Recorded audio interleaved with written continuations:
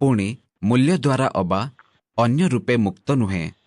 ଏପରି ଯେ ସ୍ୱାମୀ ପ୍ରତି ବାଗ୍ଦତ୍ତା ଦାସୀ, ତାହା ସହିତ ଯଦି କେହି ଶୟନ କରେ, ତେବେ ସେମାନେ ଦଣ୍ଡନୀୟ ହେବେ। ସେମାନଙ୍କର ପ୍ରାଣଦଣ୍ଡ ହେବ ନାହିଁ, କାରଣ ସେ ମୁକ୍ତ ନୁହେଁ। ପୁଣି ସେ ପୁରୁଷ ସଦାପ୍ରଭୁଙ୍କ ଉଦ୍ଦେଶ୍ୟରେ ସମାଗମ ତମ୍ବୁର ଦ୍ୱାର ନିକଟକୁ ଆପଣାର ଦୋଷାର୍ଥକ ବଳି ଅର୍ଥାତ୍ ଦୋଷାର୍ଥକ ମେଷ ଆଣିବ। ଆଉ ଯାଜକ ସଦାପ୍ରଭୁଙ୍କ ସାକ୍ଷାତରେ ସେହି ଦୋଷାର୍ଥକ ମେଷ ଦ୍ୱାରା ସେ ଯେଉଁ ପାପ କରିଅଛି, ତାହାର ସେହି ପାପ ସକାଶେ ପ୍ରାୟଶ୍ଚିତ କରିବ। ତହିଁରେ ସେ ଯେଉଁ ପାପ କରିଅଛି, ତାହାର ସେହି ପାପ କ୍ଷମା ହେବ। ଆଉ ତୁମ୍ଭେମାନେ ଦେଶରେ ପ୍ରବେଶ କରି ଭୋଜନାର୍ଥେ ନାନା ପ୍ରକାର ବୃକ୍ଷରୋପଣ କଲେ ତହିଁର ଫଳକୁ ଅସୁନ୍ନତ ବୋଲି ଜ୍ଞାନ କରିବ।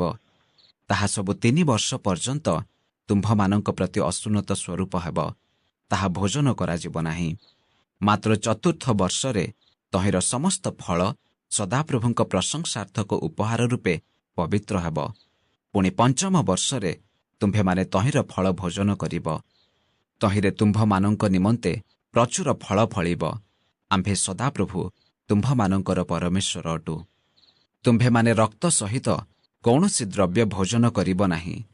ତୁମ୍ଭେମାନେ ଗଣକତା ବା ଶୁଭାଶୁଭ କହିବାର ବିଦ୍ୟା ବ୍ୟବହାର କରିବ ନାହିଁ। ତୁମ୍ଭେମାନେ ଆପଣା ଆପଣା ମସ୍ତକର କୋଣ ସବୁ ଗୋଲାକାର କରିବ ନାହିଁ, କିଅବା ଆପଣା ଆପଣା ଦାଢ଼ିର କୋଣ ମୁଣ୍ଡନ କରିବ ନାହିଁ।